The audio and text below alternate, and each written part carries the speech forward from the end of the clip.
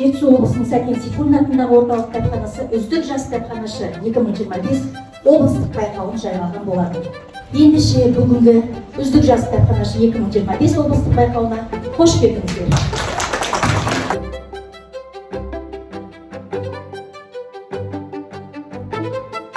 Кітапхана тәлімін ақтарамын, халқым үшін етемін қызметімді, ерінбек, еңбек ету нақталабым. Өнегелі, өнерлі ұрпағымыз, ынтымаққа құмарымыз жоқ қасымыз, рухы менен санасы жаңғыртылған, білім бірлік береке жақтасын. Басталды жаңа ғажап заман бүгін, тілеген халқымыздың амандығын, туған жерім Жамбыл Байзақ ауданы оқыдым кітапхана мамандығын. Өнер білім еліктірдің, ерте оқу құралын сен ұқтырдың.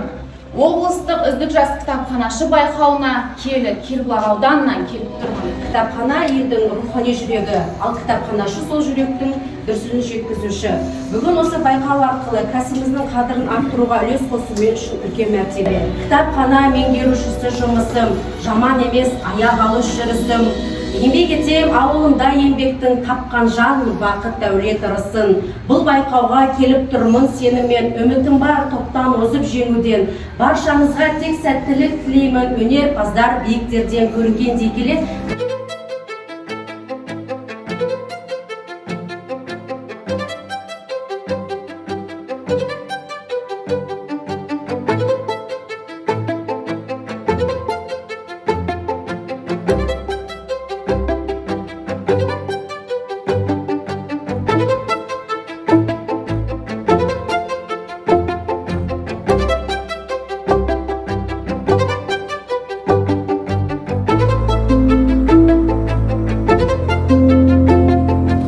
Қанша ғасыр өтті екен, қанша заман, қанша ұрпақ кетті екен, қаншама адам, қанша шырша өсті екен, құлады екен, жетім көлге қараудан шаршамаған.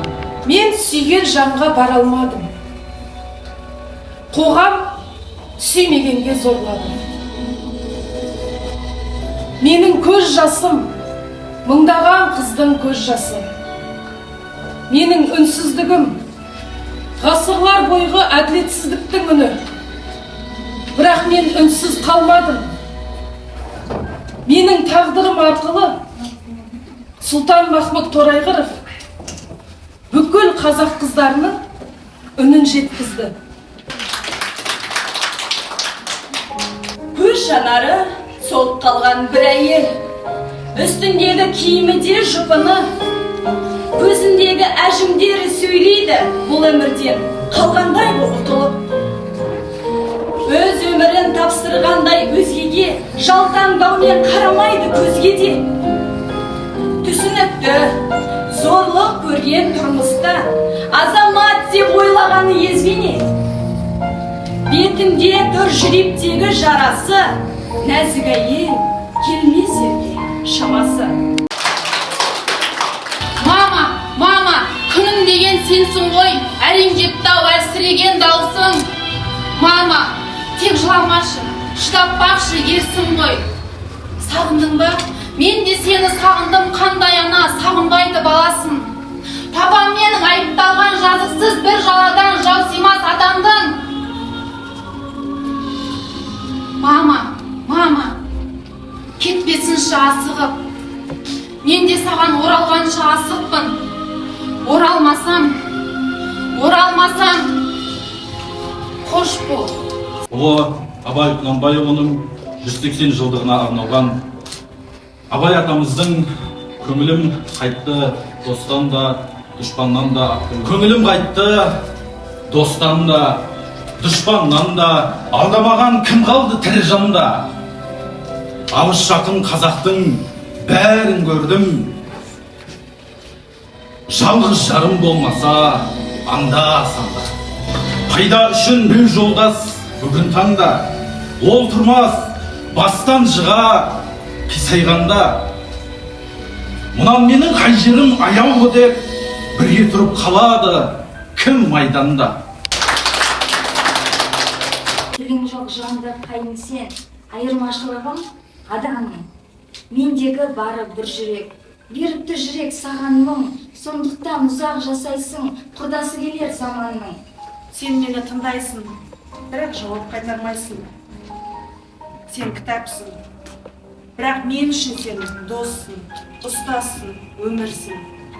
Әрбір бетінде тарих бар, әрбір сөзінде жүрек бар.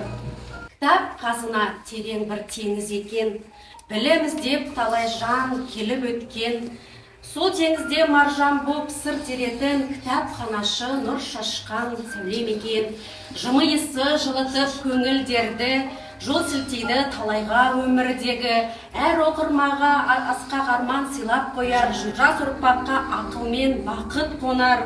Кітапханашы мейірім шуағы ғой, жан дүниені тербетіп шаттық қылар.